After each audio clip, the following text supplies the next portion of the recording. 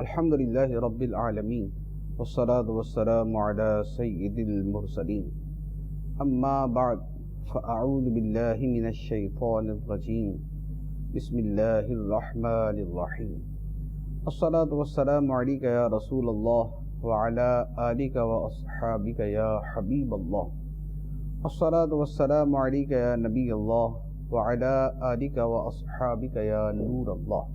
فیضان قرآن کے سلسلے میں حاضر ہیں اور آج سورۃ النمل کی آیت نمبر 18 سے قرآن پاک کا درس سنیں گے۔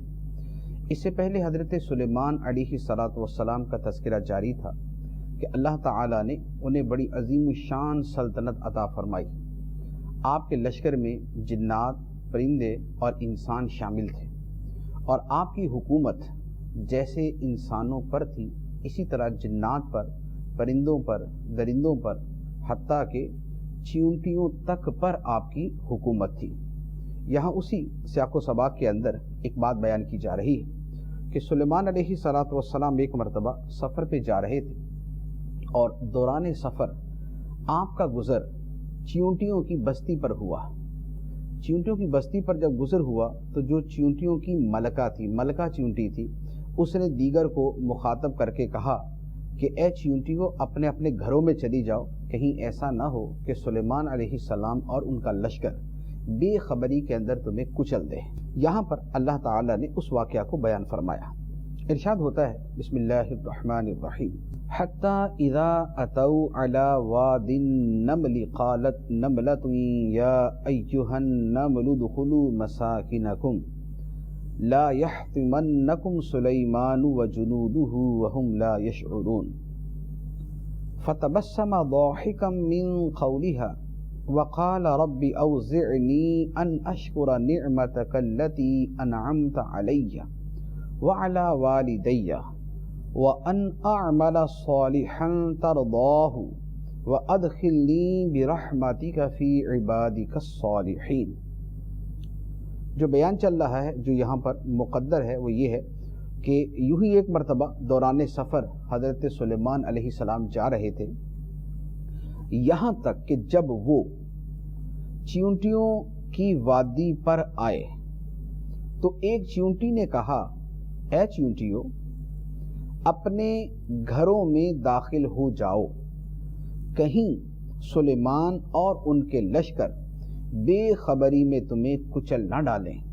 تو سلیمان اس چیونٹی کی بات پر مسکرا کر ہنس پڑے اور عرض کی اللہ کی بارگاہ میں، اے میرے رب، مجھے توفیق دے کہ میں تیرے اس احسان کا شکر ادا کروں جو تو نے مجھ پر اور میرے ماں باپ پر کیا ہے، اور مجھے توفیق دے کہ میں وہ نیک کام کروں جس پر تو راضی ہو، اور مجھے اپنی رحمت سے اپنے ان بندوں میں شامل کر جو تیرے خاص قرب کے لائق ہیں۔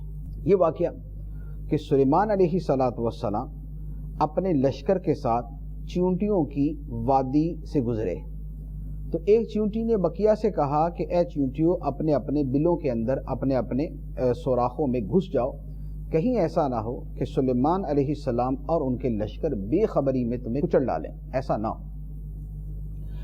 اب اس واقعہ کے بیان کرنے کا مقصد کیا کہ سلیمان علیہ السلام کا گزر ہوا اور چیونٹیوں نے یہ کہا، اس واقعہ کے اندر بذات خود ہمارے لیے کیا ہے؟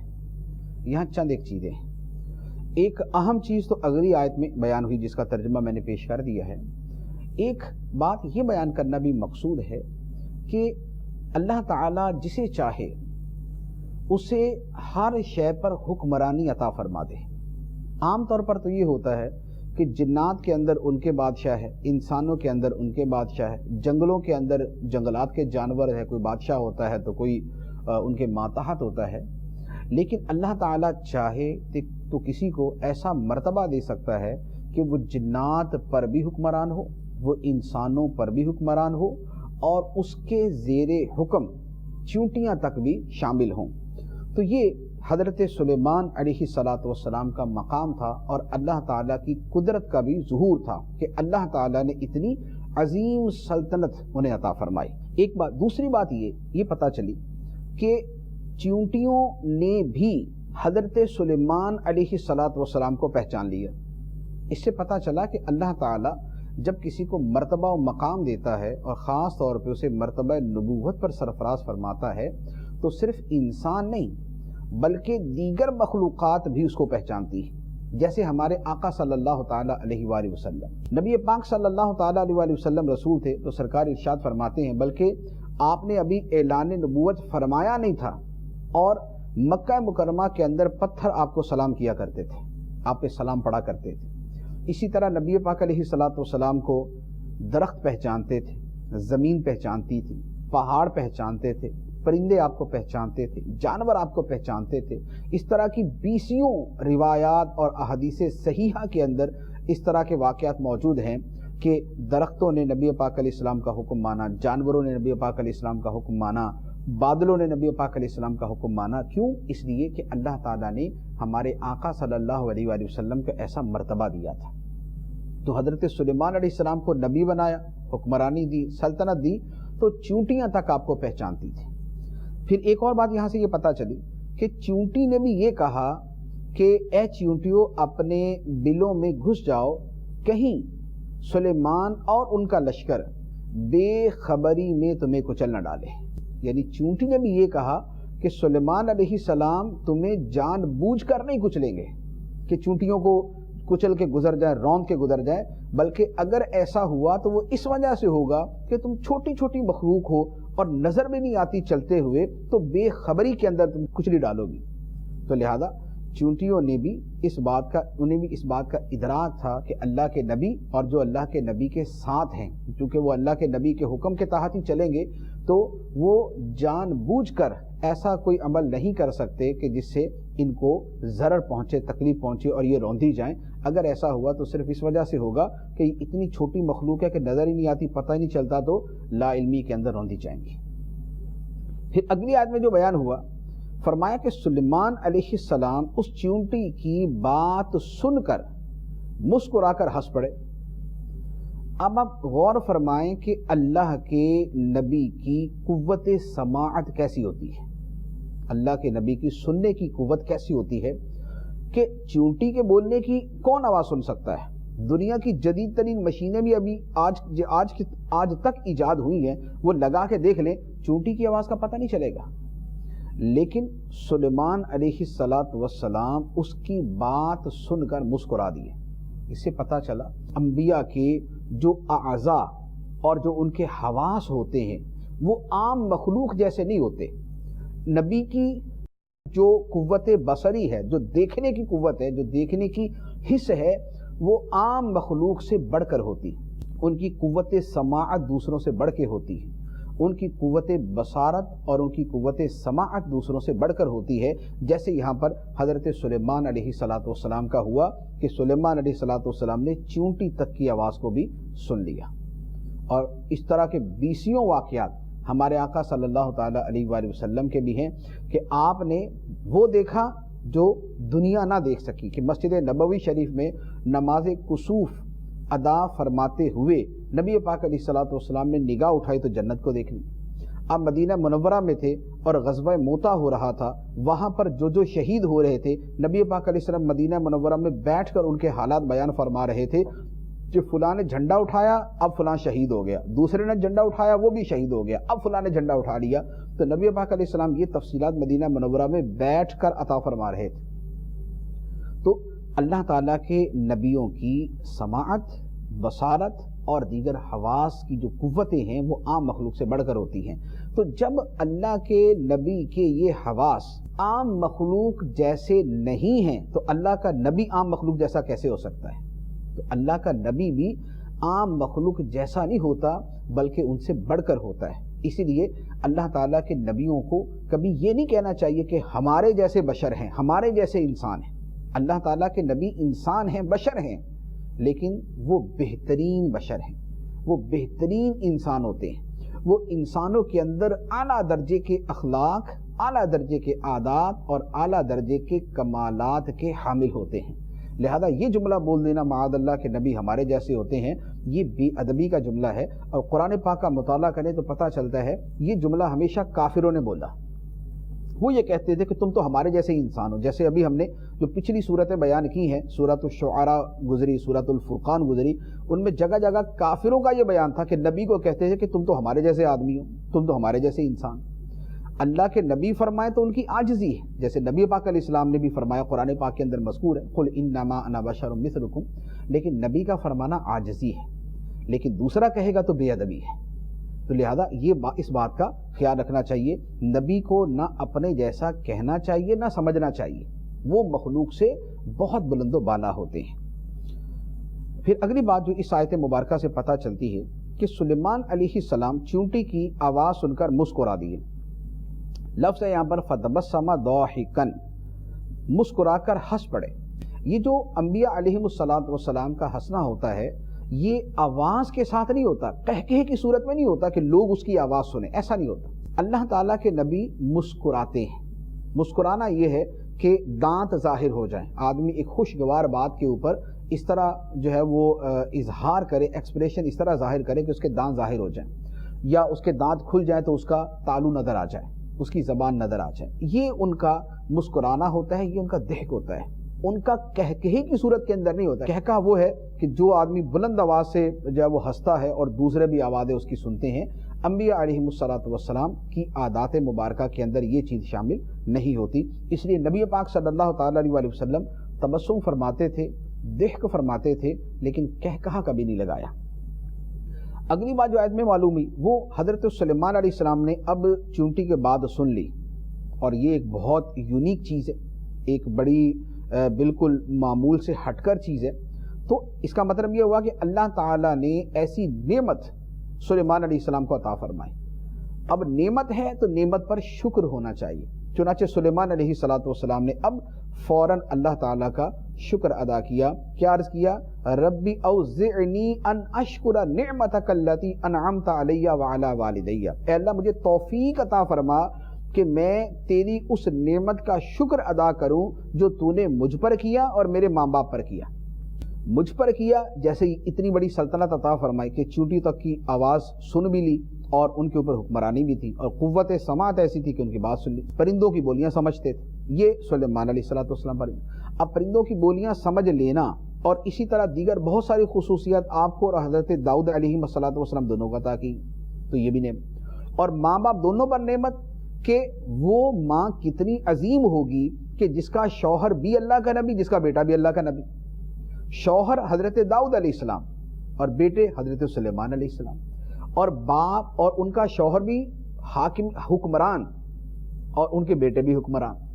اب دیکھیں کتنی عظیم شے ہے کہ دنیا کے اندر میکسیمم جو مرتبہ اور مقام اور سٹیٹس ہے وہ اور منصب اور عہدہ ہے وہ کیا ہے؟ بادشاہت، کہ بندہ بادشاہ ہو، سلطان ہو، حکمران ہو. اور مذہبی اعتبار سے، اخروی اعتبار سے سب سے اونچا مرتبہ کیا ہے؟ کہ بندہ اللہ کا نبی ہو. سلیمان اور داؤد علیہ السلام دونوں طرح کی خصوصیات میں مرتبہ کمال پر فائز تھے. دنیاوی اعتبار سے حکمران تھے، حاکم تھے، اور دینی اعتبار سے اللہ کے نبی تھے. تو اتنے پیارے اور اتنے عظیم الشان فضائل اللہ تعالیٰ نے ان کو عطا فرمائے. تو اب جس ماں کا بیٹا سلیمان علیہ السلام ہے اور جس بیوی کا شوہر داؤد علیہ السلام ہے، تو اس کے اوپر اللہ تعالیٰ کا کتنا بڑا احسان ہے. تو اس پر حضرت سلیمان علیہ السلام عرض کرتے ہیں، اے اللہ مجھے شکر کی توفیق عطا فرما، میں تیرے اس احسان کا شکر ادا کروں جو تو نے مجھ پر کیا، میرے باپ پہ کیا، میری ماں پہ کیا. تو اب یہ دعا مانگنا بھی شکر ہے. یہ اللہ تعالیٰ کی بارگاہ میں عرض کرنا ہے، اللہ مجھے شکر کی توفیق عطا فرما کہ تو نے مجھ پر انعامات فرمائے. یہ بھی شکر ہے. کیوں؟ اس لیے کہ اس میں بھی اظہار نعمت ہے، اس میں بھی اللہ تعالیٰ کی نعمت کا بیان ہے، اس کے احسان کا اعتراف اور اقرار ہے، اس کی نعمت کا بیان ہے، اور وہ عاجزی کے ساتھ ہے اور دل کی تعظیم کے ساتھ ہے. تو لہذا یہ کلمات بذات خود بھی شکر ہیں، اور شکر کی توفیق کی دعا بھی اس کے اندر موجود ہے. تو اس میں ہمارے لیے بھی درس ہے کہ اللہ تعالیٰ نعمت عطا فرمائے تو اس کا شکر ادا کرنا چاہیے. وہ دنیاوی نعمت ہو یا وہ دینی نعمت ہو. وہ اللہ تعالیٰ نے دنیاوی اعتبار سے کوئی جائز نوکری مل گئی یا رزق حلال میں برکت ہو گئی، اس پر اللہ تعالیٰ کا شکر ادا کیا جائے. یا اللہ تعالیٰ نے کوئی دینی منصب اور مرتبہ عطا فرما دیا، عالم دین بنا دیا، اس پر شکر ادا کیا جائے.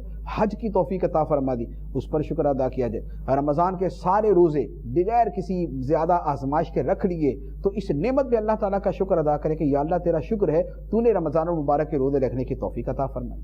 حتیٰ کہ نماز پڑھیں تو اس پر بھی خدا کا شکر ادا کریں کہ یا اللہ تیرا شکر ہے تو نے نماز پڑھنے کی ہمیں توفیق عطا فرمائی, تو نے ہمیں نمازی بنایا کہ ہم نمازیں پڑھتے ہیں, تیری بندگی کرتے ہیں, تیری بارگاہ میں کھڑے ہوتے ہیں, تیرا نام پکارتے ہیں, تیری تسبیح کرتے ہیں, تیری بارگاہ میں جھکتے ہیں, تیرے آگے سجدہ کرتے ہیں. اس پر بھی اللہ تعالیٰ کا شکر ادا کرنا چاہیے کہ یہ بھی حقیقت میں اللہ تعالیٰ کی نعمت ہے. تو سلیمان علیہ السلام نے ایک دعا تو کی کہ اے اللہ مجھے شکر کی توفیق عطا فرما. دوسری آپ نے دعا مانگی کہ اے اللہ مجھے توفیق عطا فرما کہ میں وہ نیک کام کروں کہ جس سے تو راضی ہو جائے, جو تجھے پسند ہے. میں وہ کام کروں جو تجھے پسند ہے, ترضا ہو, جو تیری مرضی کا ہے, جو تیری رضامندی کا ہے, جو تیری خوشنودی کا ہے. مجھے ان اعمال کے کرنے کی توفیق عطا فرما. تو یہ بھی اللہ تعالیٰ سے دعا مانگنی چاہیے کہ اے اللہ ہمیں نیکیاں کرنے کی توفیق عطا فرما. سلیمان علیہ السلام تو اللہ کے نبی ہیں, وہ تو پہلے ہی معصوم اور نیکیوں کے عامل. درس تو ہمارے لیے ہے. سلیمان علیہ السلام کی دعا تو یہ ہوئی کہ اے اللہ جو نیکیاں ابھی تک میں نے نہیں کی ان کی توفیق عطا فرما, اور جو کی ہوئی ہیں ان پر استقامت عطا فرما. ہمارے حق میں بھی یہ ہے کہ اے اللہ اگر کوئی نیکی ہم ٹوٹی پھوٹی پہلے سے کرتے آ رہے ہیں تو اس میں اخلاص اور کمال پیدا فرما اور اس پر استقامت عطا فرما, اور جو آج تک نہیں کی اے اللہ تعالی وہ نیکیاں کرنے کی توفیق عطا فرما. اور تیسری دعا حضرت سلیمان علیہ السلام نے کی, وَأَدْخِلْنِي بِرَحْمَتِكَ فِي عِبَادِكَ الصَّالِحِينَ, اور اے اللہ مجھے اپنی رحمت سے اپنے ان بندوں میں شامل کر دے جو تیرے خاص قرب کے لائق ہیں. یہ بھی بڑی پیاری دعا ہے کہ اللہ تعالیٰ ان لوگوں کے گروہ میں ہمیں شامل کر دے جو اللہ کے قرب کے لائق بندے ہیں. تو ہم بھی اللہ تعالیٰ سے یہ دعا مانگتے ہیں, اے اللہ ہمیں اپنے نیک بندوں کے گروہ میں شامل فرما دے, ہمیں داخل فرما دے اپنے نیک بندوں میں, صالحین میں, متقین میں. ہمیں انبیاء کے قدموں کے اندر جگہ عطا فرما دے, اپنے پیاروں کے قدموں میں جگہ عطا فرما دے. ہمیں بھی اللہ تعالیٰ سے یہ دعا مانگنی چاہیے. اب یہاں تک تو چونٹی کا واقعہ بیان ہوا تھا. اس سے پہلے مطلق بیان ہوا کہ سلیمان علیہ السلام کی حکمرانی جنات پر, انسانوں پر اور پرندوں پر تھی. اب اس کے بعد چونٹی کا بیان ہوا. چونٹیوں کے بعد اب پرندوں کا بیان ہو رہا ہے. اوپر اجمالاً بیان ہوا, اب اس کی تفصیل گویا نیچے آ گئی. تو اب تفسیر کے اندر پہلے پرندوں کے اوپر سلیمان علیہ السلام کی جیسی حکومت تھی اب یہاں پر اس کا بیان ہے. اب وہ کیا واقعہ ہے؟ واقعہ یہ تھا کہ سلیمان علیہ السلام کے لشکر میں جنات, انسان اور پرندے یہ سب اپنی اپنی ترتیب اور لائن سے حاضر ہوتے تھے. پھر جس کی جو ذمہ داری تھی, کوئی آپ کے اوپر پردہ کرتا تھا, کوئی آپ کو ہوا دیتا تھا, تو یہ سب یوں حاضر ہوتے تھے. ان حاضر ہونے والوں میں جو آپ کی بارگاہ کے اندر جن کا موجود ہونا ہوتا تھا جب دربار رکھتا تھا, ان میں ہدہد پرندہ بھی تھا. اب یہ جو ہدہد پرندہ تھا, ایک مرتبہ سلیمان علیہ السلام کا دربار لگا تو ہدہد غائب. سلیمان علیہ السلام نے دیکھا ہدہد موجود ہی نہیں. تو اب آپ نے اس کے بارے میں سوال کیا کہ ہدہد ہے کدھر؟ اب یہ کیا ہے؟ یہ سلیمان علیہ السلام کی سلطنت اور حکومت کی عظمت ہے کہ پرندوں کی بھی حاضری وہاں پر ہے کہ پرندہ کدھر گیا. اب وہ پورا واقعہ بیان ہو رہا ہے. ابتداً تو یہ کہ ہدہد غائب تھا, اب اس کے بعد ایک پورا واقعہ ہے ملکہ بلقیس کا, پھر وہ بیان ہوتا ہے. ارشاد ہوا وَتَفَقَّدَ الطَّيْرَ فَقَالَ مَا لِيَ لَا أَرَى الْهُدْهُدَ أَمْ كَانَ مِنَ الْغَائِبِينَ لَأُعَذِّبَنَّهُ عَذَابًا شَدِيدًا أَوْ لَأَذْبَحَنَّهُ أَوْ لَيَأْتِيَنِّي بِسُلْطَانٍ مُبِينٍ. اور سلیمان نے پرندوں کا جائزہ لیا تو فرمایا مجھے کیا ہوا کہ میں ہدہد کو نہیں دیکھ رہا, یا وہ واقعی غیر حاضروں میں سے ہے. میں ضرور اسے سخت سزا دوں گا یا ذبح کر دوں گا, یا وہ کوئی واضح دلیل میرے پاس لائے. سلیمان علیہ السلام نے جائزہ لیا پرندوں کا, ہدہد کو گم پایا تو فرمایا کہ مجھے کیا ہے کہ ہدہد نظر نہیں آ رہا یا وہ غائب ہے. اب یا تو میرے پاس اپنی غیر حاضری کی کوئی وجہ, کوئی معقول وجہ لے کے آئے کہ حضور یہ ہوا تھا, میں اس وجہ سے غائب تھا, ورنہ میں اسے شدید سزا دوں گا یا میں اسے ذبح کر دوں گا۔ اب یہ سلیمان علیہ السلام کا یہ فرمانا کیا ہے کہ غیر حاضری کے اوپر فرمایا کہ میں ذبح کر دوں گا، یہ شدید سزا دوں گا؟ اصل میں اس کے پیچھے وجہ کیا ہے؟ ایک تو یہ ہے کہ آگے جو واقعہ یہ اس کی تمہید ہے، دوسرا یہ ہے کہ سلیمان علیہ السلام کو حکمرانی عطا کی گئی، اور حکمرانی کبھی بھی ساری کی ساری پیار سے نہیں چلتی، اس میں ترغیب اور ترہیب، یعنی اس میں نرمی بھی کرنی پڑتی ہے، سختی بھی کرنی پڑتی ہے، اور خاص طور پہ جب انتظام اور نظام چلانا ہو تو پھر بغیر سختی کے کبھی نہیں چلتا، سختی اس میں استعمال کرنی ہی پڑتی ہے۔ اسی لیے دنیا کا کوئی ملک ایسا نہیں ہے کہ جہاں کے لوگ بڑے سے بڑے پڑھے لکھے بھی ہوں لیکن وہاں پر پولیس نہ ہو، یا وہاں پر اگر بالفرض پولیس نام کا کوئی محکمہ نہیں ہوگا تو کوئی دوسرا ایسا ضرور موجود ہوگا کہ جو لوگوں کو قانون کی پابندی کرنے پر مجبور کرتا ہوگا، کوئی دوسرا طریقہ وہ ضرور اختیار کرتے ہوں گے۔ اور یہ تو اس زمانے کی باتیں ہیں کہ جب یہ سویلائزڈ جو نیشنز ہیں یہ موجود ہی نہیں تھی، اور یہ جو دنیا کا جدید نظام بنا دیا گیا اور قوانین اس طرح مرتب کر دیے گئے ایسے نہیں تھے۔ تو سلیمان علیہ السلام کے امور مملکت، امور سلطنت چلانے کے تقاضوں میں سے تھا کہ آپ ان کے اوپر موقع محل کی مناسبت سے سختی بھی کریں۔ اب ہدہد چونکہ اس کی ذمہ داری تھی کہ وہ دربار کے اندر موجود ہو، تو جب موجود نہیں تھا تو آپ نے اپنی اس جو سلطنت اور حکمرانی کا تقاضا ہے اسے پورے کرتے ہوئے اعلان کیا کہ اب یا تو معقول وجہ لے کے آئے، ورنہ پھر یہ ہے کہ شدید سزا دوں گا۔ اور دوسری ایک وجہ یہ بھی تھی کہ سلیمان علیہ السلام کے دربار میں صرف پرندے نہیں ہوتے تھے، پرندوں کے ساتھ انسان اور جنات بھی تھے، اور جنات وہ کہ جو عمومی طور پہ شریری ہوتے ہیں۔ اب اگر ادھر نرمی کی جائے تو وہ شر پہ اتر آئیں گے اور وہ شرارتوں پہ اتر آئیں گے، یہاں پر ایک دھمکی دی، ان کو سیدھا کر دیا، تو گویا بولا اسے اور سیدھا جنات کو کیا کہ جب اگر ایک پرندے کی بھی مجال نہیں ہے کہ وہ نافرمانی کرے اور وقت کے اوپر حاضر نہ ہو، تو اگر جنات نے ایسا کیا تو ان کے ساتھ کیا ہوگا وہ بھی یاد رکھیں۔ اسی وجہ سے سلیمان علیہ السلام جنات کو سزا بھی دیتے تھے، ان کو سمندروں میں قید کرتے تھے، جزیروں میں قید کرتے تھے اگر وہ شر انگیزی کرتے تھے اور کچھ شرارت کرتے تھے۔ اب سلیمان علیہ السلام نے جب اعلان کر دیا کہ ہدہد اپنی معقول وجہ لے کے آئے ورنہ سزا ملے گی، اب اس کے بعد ہدہد آ گیا، اور آنے کے بعد اس نے پھر ایک پورا اپنا ریزن بیان کیا کہ میں کیوں غیر حاضر تھا۔ غیر حاضر کی وجہ یہ تھی کہ ہدہد جو ہے وہ ملک سبا نکل گیا، ملک سبا ایک پورا ملک تھا، سلطنت تھی، وہاں نکل گئے۔ وہاں پہنچا تو وہاں پر اس نے دیکھا کہ ایک ملکہ کے اوپر حکمرانی کرتی ہے، اور اس ملکہ کا بہت بڑا تخت سونے چاندی جواہرات کا بنا ہوا اور بڑی عظیم الشان سلطنت ہے، لیکن وہ ملکہ اور اس کے نیچے والے یہ سارے کے سارے جو ہے وہ سورج کی پوجا کرتے تھے۔ اب ہدہد نے جب یہ منظر دیکھا تو یوں کہہ لے کہ مزید تھوڑی سی تجسس اور تھوڑی سی تفتیش کے لیے وہاں اور ٹھہر گیا۔ اب یا تو بھول گیا کہ سلیمان علیہ السلام کے دربار میں وقت پہ پہنچنا ہے، اور یا یہ ہے کہ بھولا تو نہیں تھا لیکن اس نے کہا کہ چلیں اب ایک چیز کی تفتیش ہو رہی ہے تو پوری کر کے ہی جاتا ہوں، اور جا کے عرض کر دوں گا کہ حضور میں اس وجہ سے غیر حاضر ہوا تھا۔ تو اب اللہ تبارک و تعالی اسے بیان فرماتا ہے،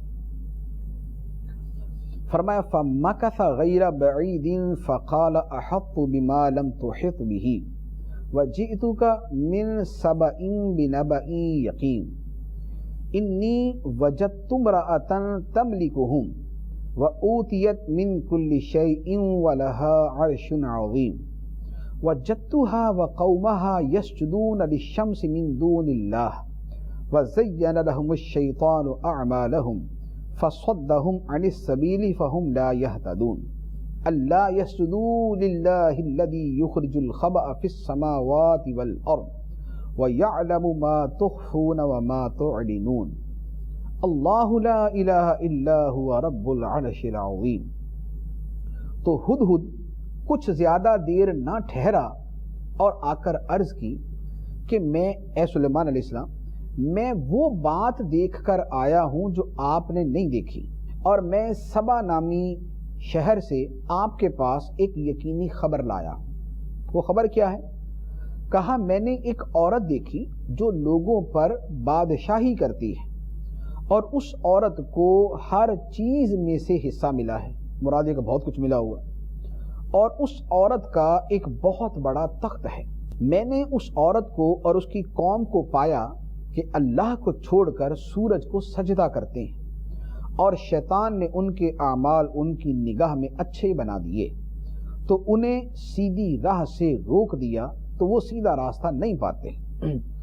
وہ اس اللہ کو سجدہ نہیں کرتے جو آسمانوں اور زمین میں چھپی ہوئی چیزوں کو نکالتا ہے، اور جو کچھ تم چھپاتے ہو اور جو ظاہر کرتے ہو سب کو جانتا ہے۔ اللہ وہ ہے کہ اس کے سوا کوئی سچا معبود نہیں، وہ عرش عظیم کا مالک ہے۔ یہ ہدہد نے پورا بیان دے دیا۔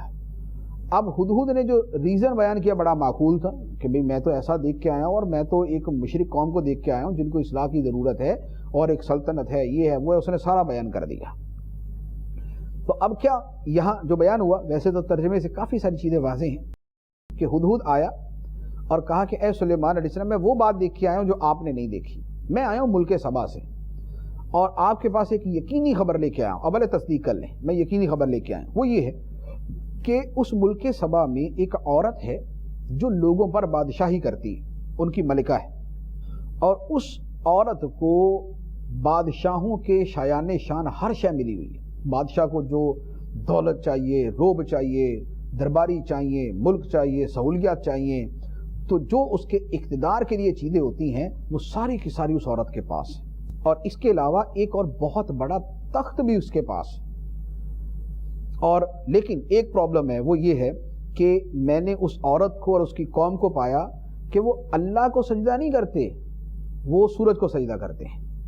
تو شیطان نے ان کے اعمال ان کی نگاہ میں اچھے کر دیے کہ سورج کو سجدہ کرنا ان کو بڑا اچھا لگتا ہے۔ وہ کہتے ہیں سورج اتنا بڑا، اتنی روشنی دیتا ہے، یہ خدا ہے، تو وہ سورج کو سجدہ کرتے ہیں۔ تو شیطان نے ان کے لیے ان کے اعمال مزین کر دیے اور سیدھے راستے سے روک دیے۔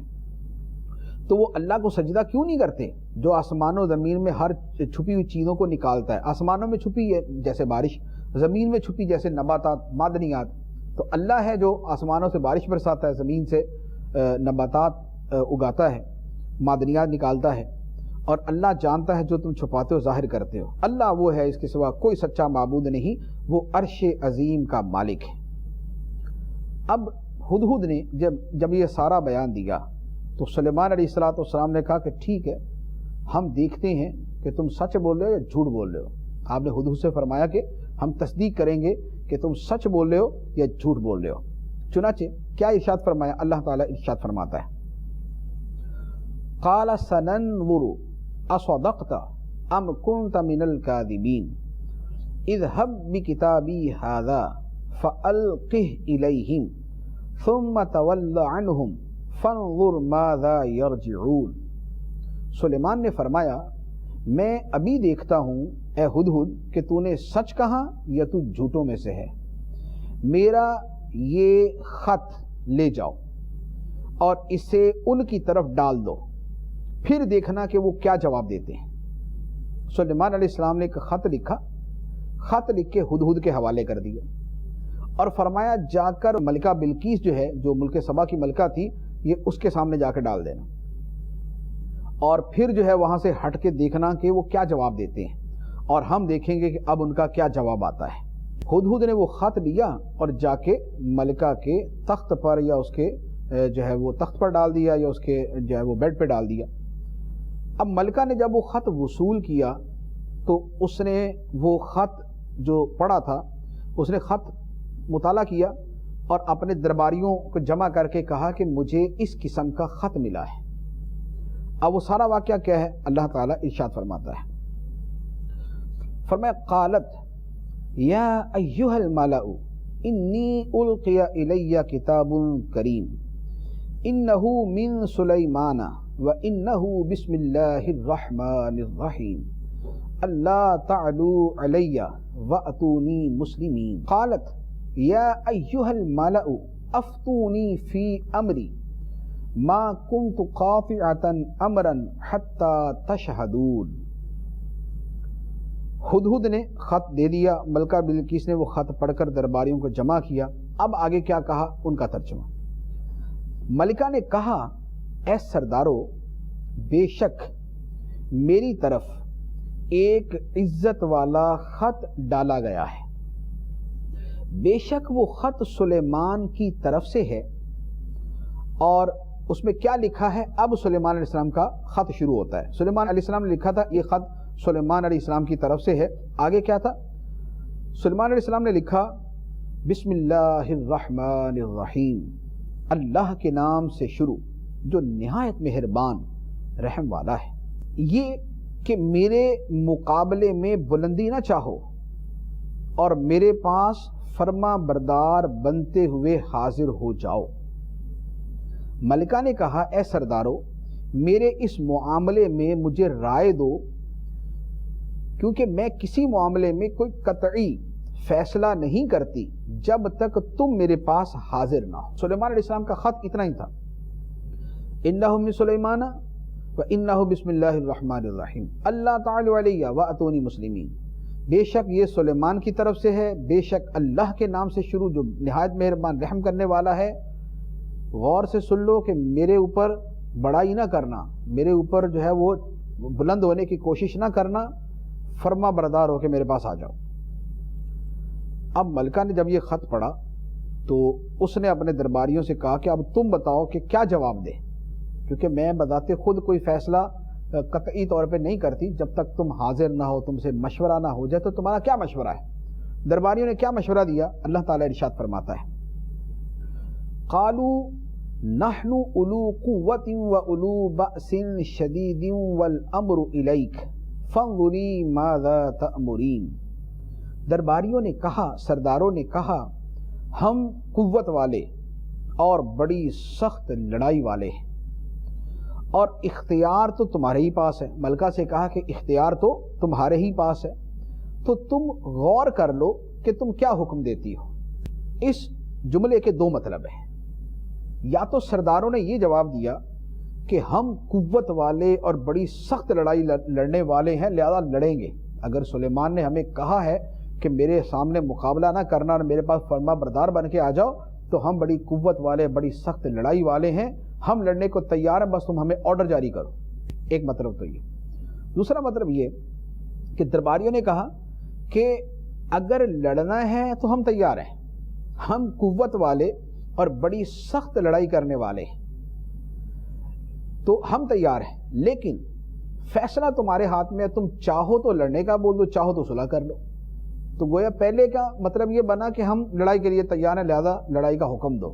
دوسرا مطلب یہ بنا کہ ہم لڑ تو سکتے ہیں لیکن فیصلہ تمہارے ہاتھ میں ہے، چاہو تو لڑنے کا حکم دے دو، چاہو تو صلح کر لو.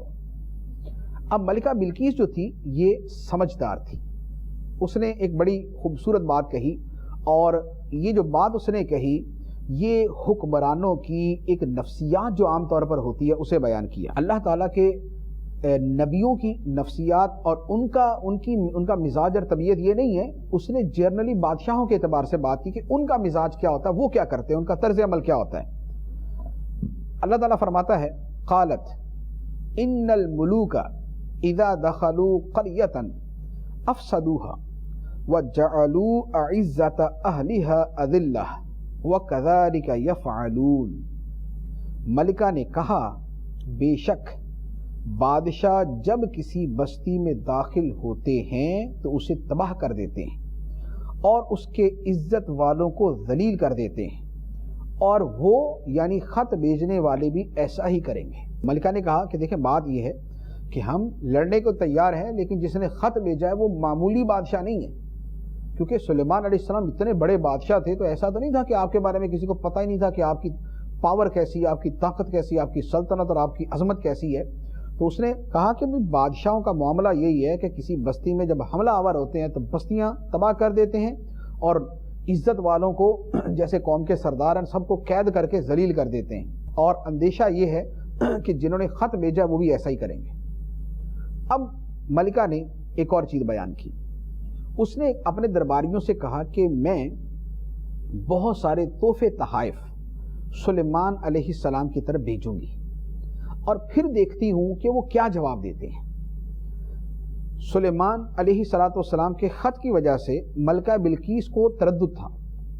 ایک طرف تو سلیمان علیہ السلام نے جو اسے پیغام دیا تھا اس سے یہ جھلک رہا تھا کہ یہ بادشاہ ہیں، کیونکہ آپ نے فرمایا کہ اللہ تعالی علیہ، میرے اوپر جو ہے بلندی نہ چاہنا اور فرما بردار بن کے آ جاؤ. دوسرا اس میں یہ تھا کہ سلیمان علیہ السلام نے شروع اللہ کے نام سے کیا، انہو بسم اللہ الرحمن الرحیم، اللہ کے نام سے شروع جو بڑا مہربان رحم کرنے والا، یہ چیز بتاتی تھی کہ یہ اللہ کے نبی کی طرف سے آیا۔ تو اب ملکہ بلقیس نے اس بات کو چیک کرنے کے لیے کہ یہ بادشاہ ہیں یا اللہ کے نبی ہیں، اس نے کہا کہ میں تحفے بھیجوں گی، پھر دیکھتی ہوں جواب کیا آتا ہے۔ چیک اس نے کیا کرنا تھا کہ اگر تو سلیمان علیہ السلام نے تحفے قبول کر لیے اور رکھ لیے تو اس کا مطلب یہ ہوگا کہ یہ نبی نہیں بادشاہ ہے، کیونکہ بادشاہ کو مال مل جائے تو بادشاہ ٹھنڈا ہو کے بیٹھ جاتا ہے۔ اور اگر انہوں نے مال کو رد کر دیا اور کہا کہ مجھے بہر صورت اسلام چاہیے، میرے دین کی پیروی کرنا تم پر لازم ہے، مجھ پر ایمان لانا لازم ہے، اگر یہ کہا تو پھر اس کا مطلب ہے کہ یہ اللہ کے نبی ہیں۔ تو ہاں یہ ہے کہ اللہ کے نبی بھی صلح کرتے ہیں، لیکن وہ صلح کا جب ماحول ہو اور جب اس کی ضروریات وہاں پر موجود ہو تو پھر صلح کی طرف آتے ہیں۔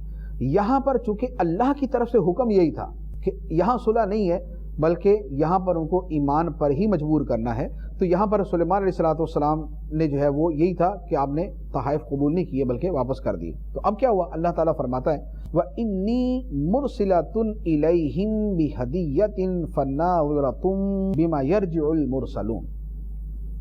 ملکہ نے کہا اور میں ان کی طرف ایک تحفہ بھیجنے والی ہوں، پھر دیکھوں گی کہ ہمارے قاصد کیا جواب لے کر لوٹتے ہیں۔